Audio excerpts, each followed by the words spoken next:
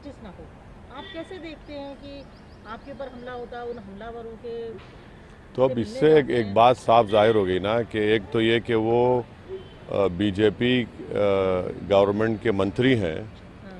और उनको अपने ही सरकार पर इन्वेस्टिगेशन पर कोई भरोसा नहीं है। एक बात साफ जाहिर होती है। दूसरा ये कि अब बीजेपी को बताना पड़ेगा कि तुष्टीकरण और ध्रुवीकरण या अपीसमेंट की राजनीति कौन कर रहा है।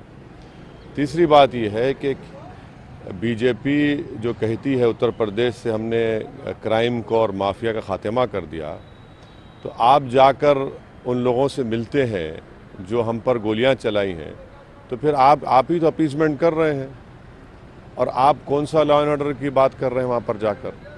तो ये तीन चीज़ें हैं जिससे बीजेपी एक्सपोज हो जाती है और इसीलिए हमने कहा कि हमको जेड कैटेगरी की सिक्योरिटी नहीं चाहिए, हमको ए कैटेगरी का आप सिटीजन शहरी बनाइए।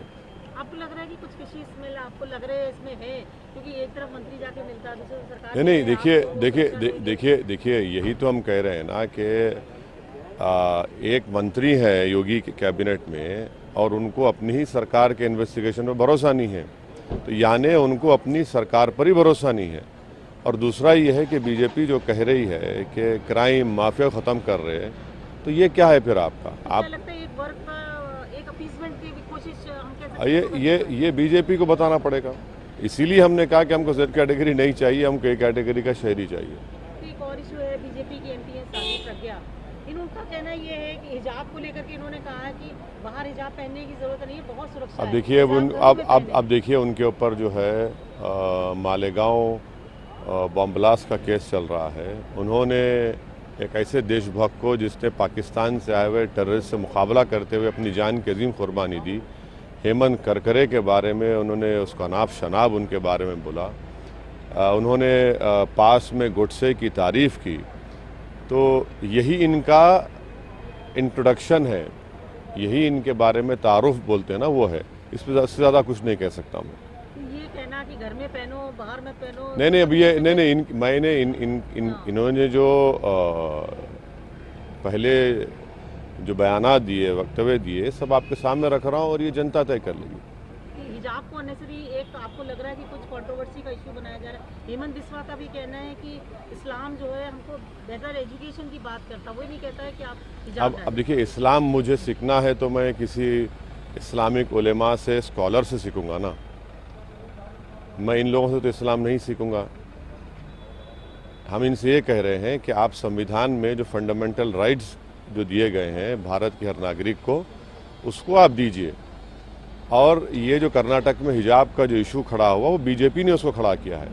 वो 6 लड़कियां तो पहले से हिजाब पहन कर आ रही थी, वो न अभी नहीं शुरू किया था उन्होंने। तो अब पहले से आपने उनको खामखा आपने एक रूल बनाया और उनको रोक दिया, और वहीं से वो तनाज़ा बीजेपी ने खड़ा किया, कंट्रोवर्सी बीजेपी ने खड़ा की है। और अगर वो कोई लड़की अगर हिजाब या निकाब या दुपट्टा या जीन्स पैंट पहनती है, तो इससे इन लोगों को तकलीफ क्यों हो रही है? तकलीफ आपको क्यों हो रही है? इससे आपको हार्म, किसी को हार्म हो रहा है? भाई सर पर अगर कोई पहन रहा है तो इस पर हार्म तो नहीं होना चाहिए ना। और वो कहाँ जा रही हैं?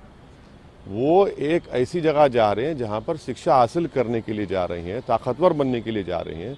तो आप उनको रोक रहे हैं, तो इससे नरेंद्र मोदी देश के प्रधानमंत्री का स्टेटमेंट एक खोखला साबित होता है जब वो कह रहे हैं कि उत्तर प्रदेश में हमको मुस्लिम महिलाओं ने वोट दिया। अरे भाई, हिमाचल में आपकी सरकार है, वहाँ पर आपने कानून बना दिया। मध्य प्रदेश में आपकी बीजेपी की सरकार है, वहाँ पर कानून बना दिया। कर्नाटक में आपकी सरकार है, तो आप मुस्लिम महिलाओं को उनकी सुरक्षा छोड़िए, उनको तो आप एम्पावर भी करना नहीं चाह रहे, उनको तालीम के जेवर से आरास्ता नहीं देखना चाह रहे हैं। तो ये असल बीजेपी का चेहरा है जो देश देख रहा है। साध्वी प्रज्ञा हो या हेमंत बिस्वा हो, जो एक खुद इस तरीके की बात करना कहीं ना कहीं, वो तो बीइंग अ वुमन अगर इस तरीके की बात करते हो तो आपको नहीं, मैंने उनके बारे में जो कहना था कह दिया मैडम। आप हेमंत बिस्वा अगर हाँ? हेमंत बिस्वा अगर ऐसा कह रहे हैं वो नहीं, वो तो आसाम के मुख्यमंत्री हैं, वो तो बहुत कुछ उन्होंने बोल दिया है सबके बारे में। और उनको ये समझना चाहिए कि भारत का मुसलमान जो है वो इंडिजीनियस है। वो तो वो समझ नहीं पा रहे हैं, बस बके जा रहे हैं। और क्या कर सकते हैं। सर अभी 2 फेजेस का चुनाव हो चुका, 5 का बचा अभी है। जाना है मेरे को। अब आप कैसे देखते हैं, बहुत लास्ट सवाल है। अच्छा है, अच्छा रहेगा इंशाल्लाह। हमारी पार्टी के लिए, हमारे भागीदारी परिवर्तन मोर्चा के लिए बहुत अच्छा हुआ है दोनों फेज़ में, और आगे भी जो 5 फेजेज़ हैं वो अच्छा रहेगा हमारे लिए। हमको उत्तर प्रदेश की जनता देख रही है, ख़ास तौर से पिछड़ा समाज, अति पिछड़ा समाज, जो सामाजिक न्याय की जो लड़ाई लड़ रहे हैं बाबू सिंह कुशवाहा के साथ हम लोग, और अल्पसंख्यक समाज, मुसलमान, सब देख रहा है कि कैसे, चाहे वो बीजेपी हो, समाजवादी हो, बसपा हो, ये तो अपनी ज़बान से भी मुसलमान का या अति पिछड़ा का एम्पावरमेंट की बात करने से कतराती है। Thank you.